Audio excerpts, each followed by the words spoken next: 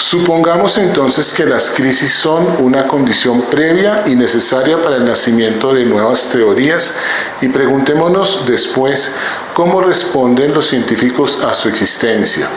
Parte de la respuesta, tan evidente como importante, puede descubrirse haciendo notar primeramente lo que los científicos nunca hacen, ni siquiera cuando se enfrentan a anomalías graves y prolongadas.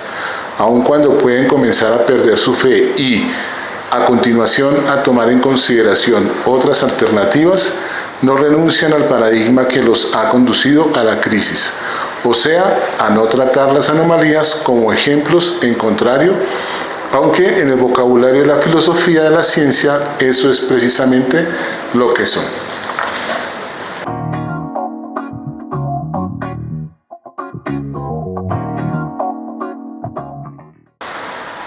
Hola a todos, ¿cómo están? Bienvenidos a Leer la Biología. Mi nombre es Gustavo Laverde Sánchez, soy profesor de Biología, de Ciencias Naturales.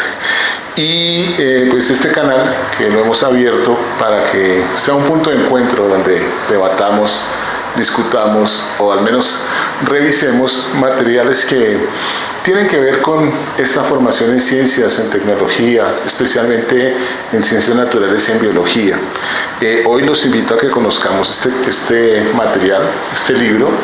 Se llama La estructura de las revoluciones científicas, de Thomas Samuel Kuhn. Thomas Kuhn, como ustedes saben, pues es un físico con formación en matemáticas que se dedica de manera empírica a la epistemología y a la filosofía de las ciencias.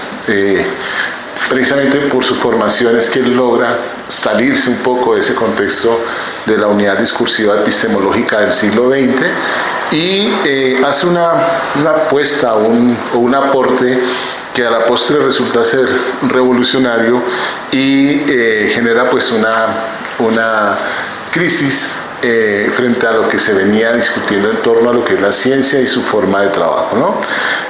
Siempre hemos creído que la ciencia, o yo por lo menos he defendido esa idea, es una forma más de comprender el mundo, un poco ligado a lo que dice Sagan y otros, que digamos tiene un método o una metodología que le permite avanzar en la formulación de preguntas y que de alguna manera es un cuerpo de conocimientos acumulativo que en la medida en que resuelve una pregunta encuentra nuevas preguntas y se va moviendo lo que llamamos la frontera del conocimiento en relación a la comprensión de la naturaleza y la realidad de los fenómenos. Thomas Kuhn propone otra cosa, él dice que no, que la ciencia se compone, o la historia de la ciencia, los ciclos de las ciencias se componen por 4 o 5 momentos. Uno donde hay un interés colectivo, empezando que Kuhn reconoce que la ciencia no es una actividad individual, sino colectiva. La comunidad es la que hace ciencia, ¿cierto? Entonces él dice que esta comunidad empieza a trabajar en función de un objeto de estudio, un objeto de la naturaleza, que empieza a producir conocimiento derivado de las preguntas que se formulan alrededor de este objeto de estudio y de las maneras como las vamos respondiendo. Esas maneras como se responden, o sea, esas metodologías que son consensuadas, validadas por una comunidad, sumados a los datos, sumados a los problemas, a la acumulación de resultados, a discusiones, a debates, a argumentos y contraargumentos, todo eso forma algo que se denominaría un cuerpo de conocimientos, que en términos de Kuhn sería la presciencia, un momento de presciencia donde está aterrizando, donde esta comunidad está comprendiendo su fenómeno de estudio y está buscando las metodologías para resolver las preguntas que ese fenómeno de estudio se está formando. Luego se madura en un paso que es la construcción de un paradigma. Paradigma es una de las palabras acuñadas por Kuhn. No quiere decir que no se utilizara antes, sino que él lo utiliza como un elemento para explicar eso que diferencia a una unidad discursiva científica de otra y eso que utilizan los científicos para pensar y resolver los problemas que se plantean desde los fenómenos que estudian de la naturaleza. En otras palabras, un paradigma es una suerte de vidrio, de gafas, de lentes, perdón, con los que filtramos el pensamiento y nos acercamos a los fenómenos con una carga discursiva que ha sido pues, producto de la validación constante de las comunidades científicas. Una vez se tiene el paradigma, pues todas las preguntas que surjan del fenómeno que estudiamos se resuelven desde el paradigma mismo, o sea que es como una especie de unidad cerrada. Y resulta exitoso porque lo que hace es validar esas formas, esas metodologías, esos discursos que de una u otra manera nos permiten constituirnos como científicos o como personas cultas en ciencias o incluso sabios, si se me permite el término, ¿no? Pero pasa algo, empiezan a aparecer fenómenos que no se pueden explicar desde los paradigmas. Situaciones, preguntas, cosas raras que Thomas Kuhn denomina anomalías. Las anomalías son esos detallitos que irrumpen en esa estructura tan sólida que es el paradigma vigente. Una pregunta que de pronto no tiene respuesta, una duda que no ha sido considerada o resuelta y que de pronto va quedando al margen hasta que de estar allí acumulándose con otras y otras, forma una gran porción de duda que obliga a la revisión del paradigma, que es donde Thomas Kuhn habla de las crisis, ¿sí? Una crisis del discurso de la unidad científica o el paradigma con el que se mantiene esta unidad. A veces las preguntas derivadas de las anomalías son tan grandes que generan un choque discursivo importante y se abren las escuelas, se abren, digamos, las posturas de los científicos frente a este fenómeno y en muchas ocasiones, si no en todas, esas posturas son opuestas, incluso diametralmente opuestas, a tal punto que lo que aceptamos hoy como verdad científica o verdad filosófica entra en cuestionamiento y hay una lucha de argumentos. ¿Producto de qué? De las anomalías. Los nuevos paradigmas se constituyen a partir de la crisis de los otros paradigmas. Y llega un momento en que nuevas formas de ver el mundo, nuevas metodologías, incluso nuevos instrumentos, ¿sí? Nuevos discursos, hacen que el paradigma anterior sea reemplazado. Hay un concepto que maneja Kuhn aquí que se llama la inconmensurabilidad de los paradigmas. ¿Qué significa inconmensurabilidad? No que no se puedan medir, que ese es el significado estricto de la palabra en castellano. Inconmensurable es algo que no se puede medir, pero que es finito y que tiene dimensión, sino que no se pueden comparar para Kuhn, que los paradigmas llegan a ser tan opuestos que el uno tiene que abandonar al otro. Mejor dicho, el científico tiene que abandonar sus antiguos paradigmas para poder ingresar con el nuevo paradigma a los discursos modernos de la ciencia que construye, que profesa. En ese sentido, pues hay críticas, porque sí pueden coexistir algunos paradigmas, algunos se unen con otros. Yo comparo esto como con las placas tectónicas. Es verdad que hay paradigmas que se encuentran uno con otro, pero también es verdad que uno subducciona al otro y hay otros que caminan juntos. Y de pronto, esa sea una de las condiciones en las que Kuhn tuvo que revisar. Sin embargo, sí es verdad que cuando un sistema de explicación falla, difícilmente resulta confiable para nuevas explicaciones o nuevos experimentos o nuevos descubrimientos, ¿no?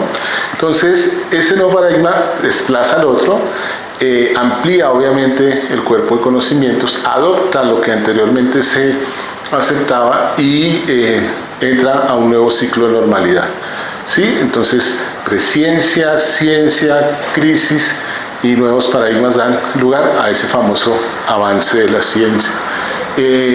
¿Por qué digo yo que fue revolucionario? Porque sin pretenderlo puso en crisis algunas de las ideas claves de la ciencia, como hice al principio. La ciencia continua, la ciencia acumulativa o del saber acumulativo, la ciencia que busca la verdad. Dice Kuhn, por ejemplo, que esos giros o esos cambios paradigmáticos no necesariamente conducen hacia una aproximación a la verdad de los fenómenos o en otras palabras, a la explicación concreta de la realidad. Puede que incluso desvíe la atención o nos haga retrasar, o simplemente sea un filtro más que en otro momento, con otras preguntas, pues caerá en esas crisis de los ciclos de la construcción de la ciencia. Hay un autor, digamos, como equivalente a él, que es Popper, que habla de la falsabilidad de la ciencia, y él sí reconoce que la función de la ciencia es acercarnos cada vez más, aunque nunca lo logremos, a esa dimensión real de los fenómenos. ¿De dónde surge este material? Pues básicamente Kuhn está en la Universidad de Harvard haciendo su posgrado y le piden que realice un curso de ciencia para los científicos. Y él empieza a explorar ciertas teorías en ciertos momentos y se da cuenta que, por ejemplo, el átomo de los griegos clásicos no es igual, a pesar de que se llama igual, al átomo de Thomson o al átomo moderno, Bohr, Thomson y los griegos clásicos. Sin embargo, es el mismo átomo. ¿Qué pasó? Pues que las explicaciones que se dan sobre el átomo han cambiado con relación al devenir histórico de la química y a las preguntas que se formulan, resultado de nuevas ideas, resultado de nuevos instrumentos y de nuevos problemas, ¿no?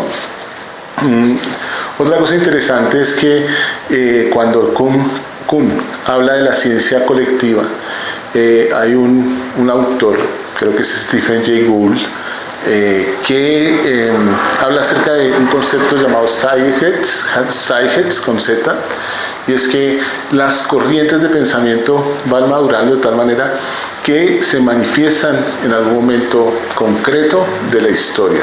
Y el ejemplo de eso es la teoría de la evolución de Darwin.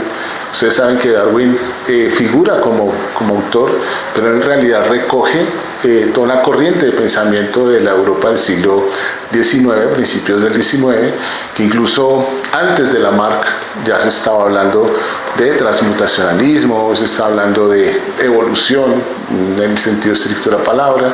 El mismo Erasmus Darwin, su abuelo, era un evolucionista, pero sin tener claro los principios de la dinámica de la evolución. Y hay que recordar a Wallace, ¿sí?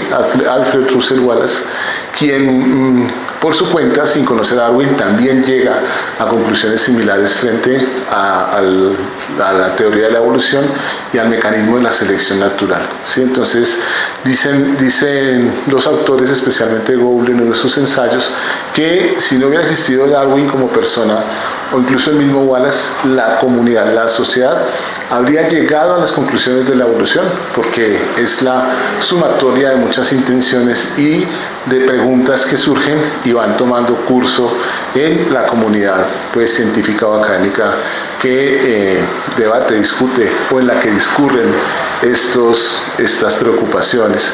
Eso me parece interesante porque ese científico loco de las caricaturas no existe en realidad, y menos bajo esta perspectiva de Thomas S. Kuhn.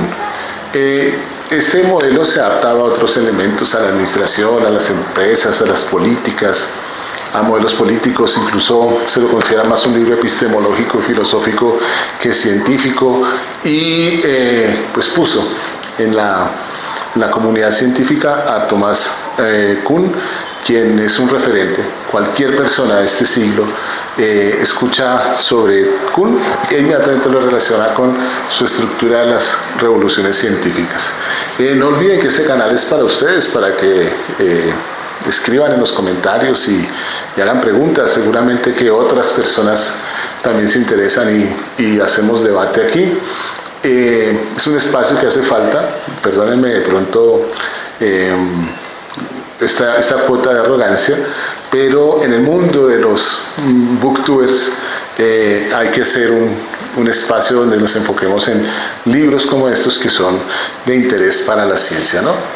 Bueno, recuerden, mi nombre es Gustavo Laverde Sánchez y este canal de Ver la Biología es un canal para ustedes. No olviden suscribirse. Nos veremos en otro libro y en otro video. Chao.